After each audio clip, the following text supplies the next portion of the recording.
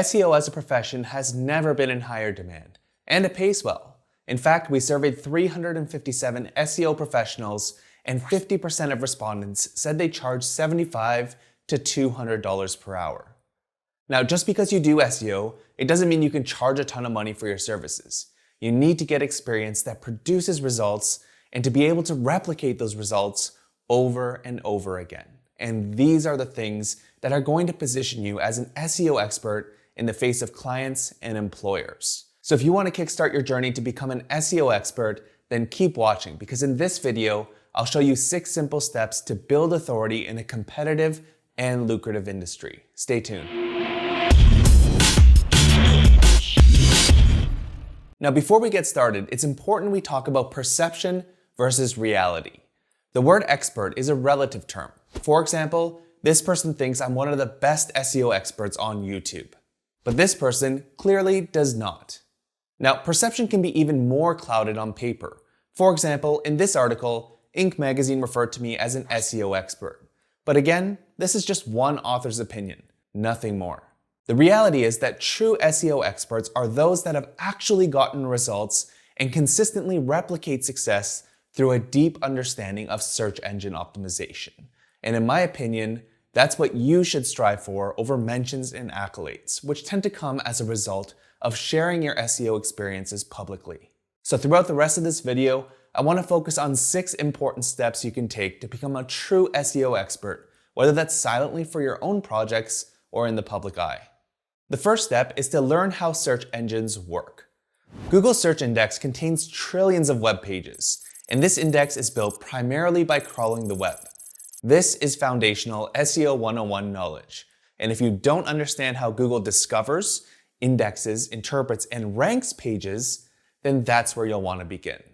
Having a broad understanding of each of these parts will help you diagnose issues and rank pages with a level of certainty. And if you choose to ignore these basics, yet foundational technical aspects, then you'll have a hard time throughout your journey. It's like trying to build a deck when the only thing you know how to do is use a hammer. You might make some progress, but you won't get very far. All right, the next step is to learn enough about the 4 main buckets of SEO. And these are keyword research, on-page SEO, link building, and technical SEO. Everyone should have at least a working understanding of these things because they're fundamental to search engine optimization. And we have a full SEO course for beginners, which actually goes pretty deep into each of these buckets and should be more than enough to help you get organic traffic month after month. I'll link up the course in the description.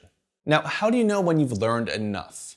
Well, one decent gauge is when the blog posts you read and the videos you watch on these topics start to feel repetitive. That's a good sign, but it doesn't mean you should start searching for advanced tutorials. It means you should move on to the next step, which is to put what you've learned into practice. The knowledge you gain when learning SEO is conceptual, meaning it won't always translate as you envisioned when you're actually doing SEO. So pick a niche, start a website, and start putting things you've learned into action, because knowledge and experience are 2 completely different things. And the experience you'll get will be critical to build your expertise because you'll learn what actually works in practice and what doesn't. On top of that, you'll start building processes which you can reuse across various niches. But this step isn't just about processes, case studies, or building your ego. It's about learning what you're good at and what you enjoy. Which brings us to the next step, which is to niche down to one of the buckets. Because SEO is quite broad with a lot of moving pieces, it's tough to become an expert in every part. And that's why it's important to niche down to a single area of SEO to truly build your expertise. And to do that, you should focus on becoming a T-shaped SEO expert. Being a T-shaped SEO expert means you have broad skills across all things SEO, but excel in one particular area. And the area that you choose should be one that you're good at and ideally enjoy. Now, some examples of T-shaped SEOs you might know include Marie Haynes, who specializes in Google penalty recovery, Nick Eubanks, who became an expert in keyword research in the earlier part of his career, and John Cooper, who focused strictly on link building. The other option is to become a master of one industry. So instead of doing SEO for attorneys, you might niche down as far as SEO for personal injury law firms. Now you're going to have to decide and balance out the pros and cons. By choosing a more general area of SEO like keyword research or technical SEO, your journey to becoming an SEO expert will be longer and more competitive versus choosing a very specific niche like page speed optimization. But that comes off with the trade-off of a smaller market size. So you're going to have to make some personal and professional decisions that no one else can make for you. All right, the next step is to systemize and delegate. By now, you should know how to plan and execute the area of SEO you've chosen as your specialty. But naturally, a lot of the basic parts of SEO are going to be a time and mind suck. For example, if you've chosen to build your expertise in link building, then you probably don't want to spend your time finding emails all day. This is something that you could easily systemize and delegate to someone else. Also, systemizing and delegating are good ways to test your knowledge because you'll have to break down every last step when training employees or creating SOPs. In the words of Albert Einstein, if you can't explain it simply, you don't understand it well enough.